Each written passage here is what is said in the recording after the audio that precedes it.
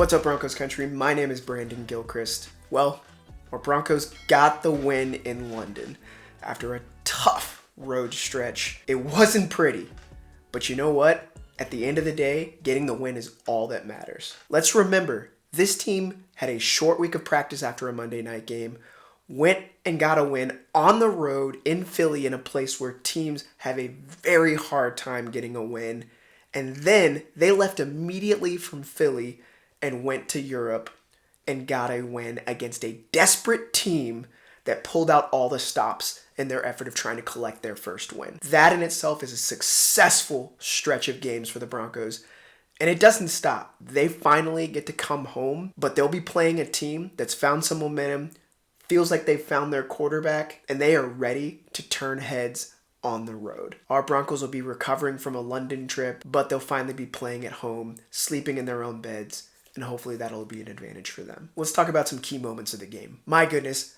it's all about the defense on this game. For the most part, frankly, the points that the Jets scored in this game, in this 11-13 contest, were because of mistakes made by our Broncos. Whether that were penalties, whether that was a mistake on special teams or on the offense, our self-inflicted wounds are putting our opponents in positions to be able to score points and, in worst case scenario, beat us. That also happened today. Unfortunately for this game, it started with a fumble from Troy Franklin after a beautiful third down conversion pass from Bo Nix. The ball was fumbled in Broncos territory.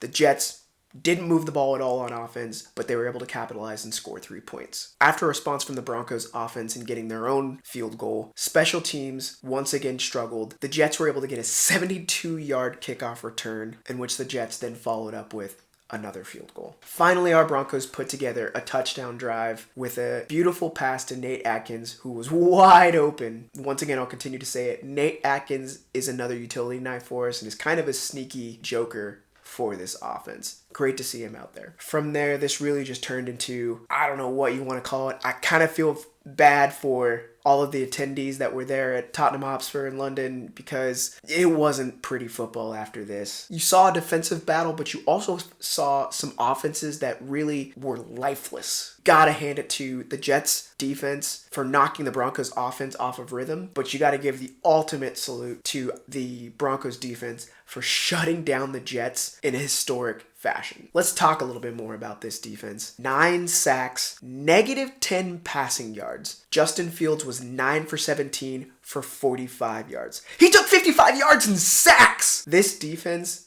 came to destroy. The Jets offense was 2 for 15 on third downs, 82 total yards for the Jets offense. I was listening to some statistics that they're out there. I'm pretty sure you have to go back to 1970 to find the type of defensive performance the Broncos put on display in London. Right now, our Broncos are on a historic track when it comes to sacks. They're on pace to not only beat, but destroy the record set by the Bears at 72 sacks.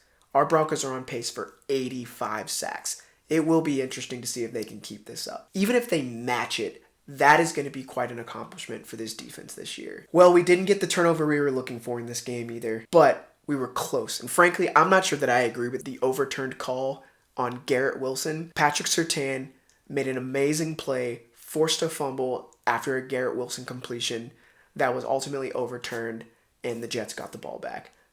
I completely disagree with that call, but looks like we're still going to be looking for more turnovers from our defense. All right, let's talk about the offense. There's really not much to say here. After the first quarter, the offense basically went into hibernation. Bo Nix was able to put together another fourth quarter game-winning drive, which is a positive, but outside of that, it was an ugly display. Bo acknowledged in the post-game press conference that the team was just completely out of sync and out of rhythm. You wonder if this stretch of traveling really impacted their performance in this one. You could feel the impact of Ben Powers missing in this one. Matt Parrott unfortunately had a tough day. I believe he was called for 3 penalties, 2 of them holding, which were also at unfortunate times. I believe one was a third down conversion. Another one was a big play. I would expect that the coaching staff is still going to give him another shot with the upcoming game against the Giants. You got to hope for some better performance out of him because the offensive line has been a strength for this team. And you got to give it hats off to the Jets defense. I mentioned that stopping the run was a point of pride for them, and even though they'd been allowing teams to run on them, It seems like the return of Jermaine Johnson on that defensive line really bolstered their run stopping because the Broncos were struggling to run the ball all day.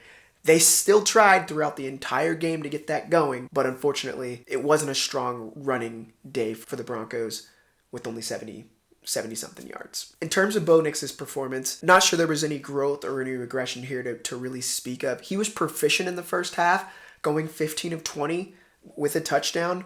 It seemed like, whether it was the play calling, I'm not sure what happened, but he only threw the ball 10 times in the second half.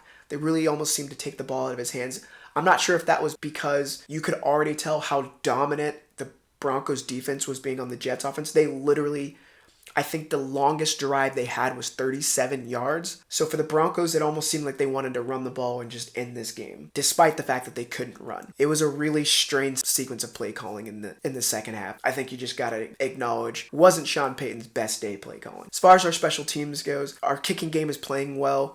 Will Lutz with a great 57-yard conversion right at the beginning of the game to tie the game up. The struggle for our special teams continues to be kick coverage. Allowing large returns in the kicking game is becoming a problem. I'm not sure what the issue is here. It seems like Darren Rizzi has the guys that he's wanted. They made an emphasis on that in picking up Trent Sherfield and some of the other free agents. That's got to get shored up before we get into the late stretch of games in the season. Let's talk about Build the Bunker and Bring the Thunder. In terms of Build the Bunker, I just mentioned it, our special teams. Nothing more to say there.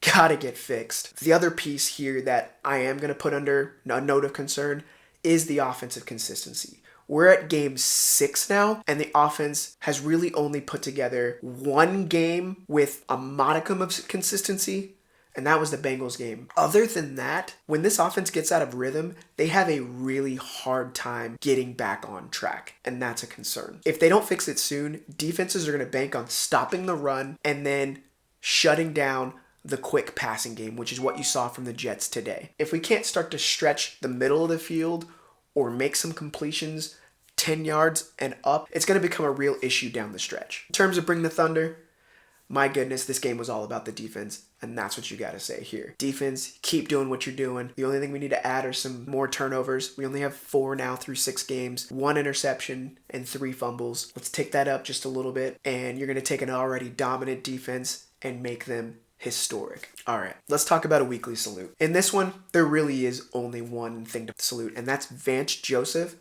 and the entire Broncos defense. Without them, there was no way the Broncos were winning this game today. That offensive performance, we're just going to burn the tape and look to create a better performance against the Giants this week at home. For this defense, my goodness, 9 sacks. Jonathan Cooper, have yourself a day with 2 sacks. You had 8 different defensive players get sacks in this one. The Jets could not do a thing. A historic performance from the Broncos defense.